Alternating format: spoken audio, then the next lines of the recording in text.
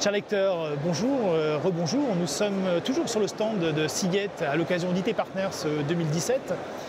Et je suis cette fois-ci en compagnie de Stéphane Eutin, qui est directeur opérationnel de LDLC Events, ou Events d'ailleurs. C'est ça. Pour dire les choses clairement, LDLC Events, c'est de l'e-sport. Voilà, c'est une filiale qui a été créée par le groupe LDLC, qui est donc un groupe revendeur informatique, distributeur assez connu.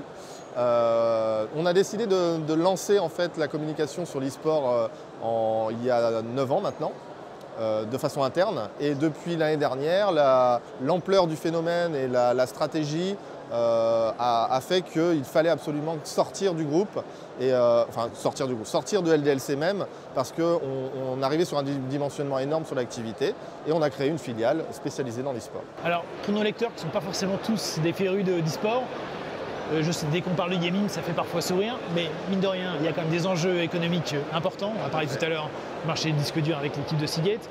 Et là, concrètement, l'e-sport, c'est quoi? C'est voilà, il y a une notion de différence entre le gaming et l'e-sport. Le gaming, c'est assez large, donc c'est la pratique du jeu vidéo.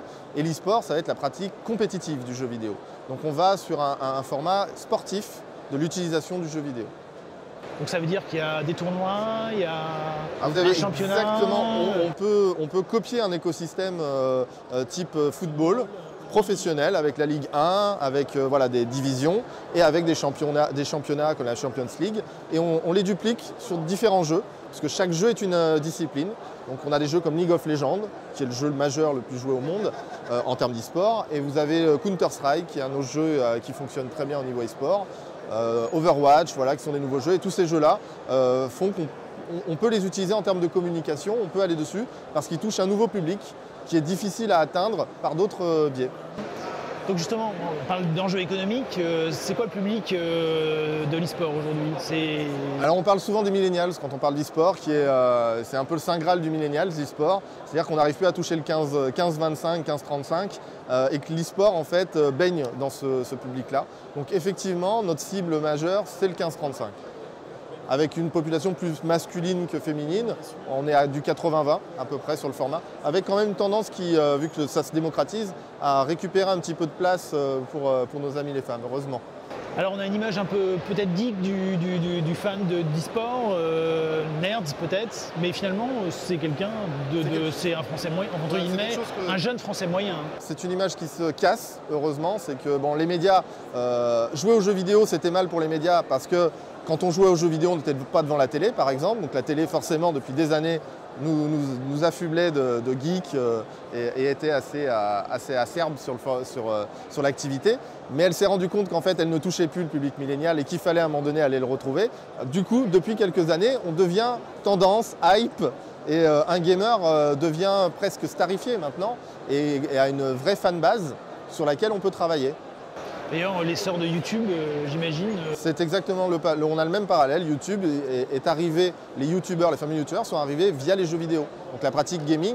Et on a une nouvelle couche qui s'est rajoutée qui est l'e-sport, où les influenceurs donc de YouTube, les youtubeurs, ont besoin encore de gens encore plus influents sur le milieu. Ce sont les e-sportifs qui amènent une touche presque professionnelle à l'activité. Alors l'équipe d'e-sport de LDLC, aujourd'hui, c'est quoi? C'est combien de personnes? C'est une vingtaine de joueurs sous contrat avec nous. Donc on a une vraie notion juridique sur le format, avec des joueurs, notion d'équipe. Donc on a des joueurs qui officient sur League of Legends, donc 5 joueurs qui sont sous contrat avec nous, sur le Counter-Strike avec une aura internationale, puis sur Overwatch et enfin sur FIFA, qui est un jeu qui est un peu l'ambassadeur de l'e-sport sur le grand public. Alors, Seagate est partenaire de l'équipe e-sport de LDLC.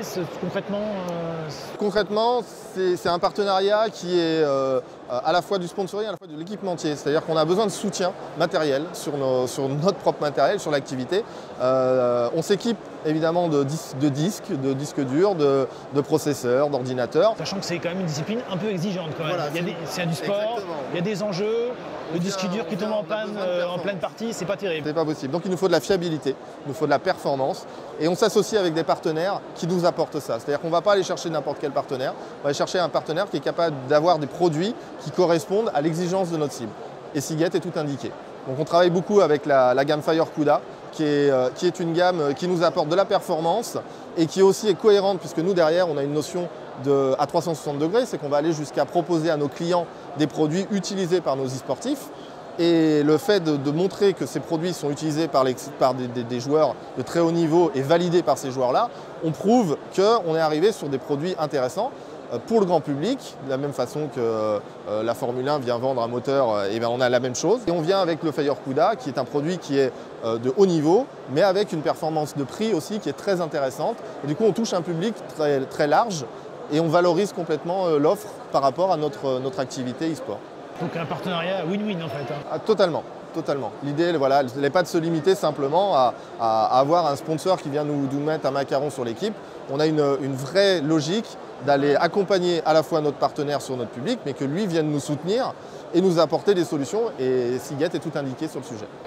Donc pour les revendeurs qui nous écoutent et qui ont une clientèle de gamers, ils peuvent sans crainte recommander les produits Seagate, ils ont fait leur preuve. Voilà, que ce soit la gamme Skyhawk, ou Iron Wolf ou Fire Cuda, on a toujours besoin de cette partie-là.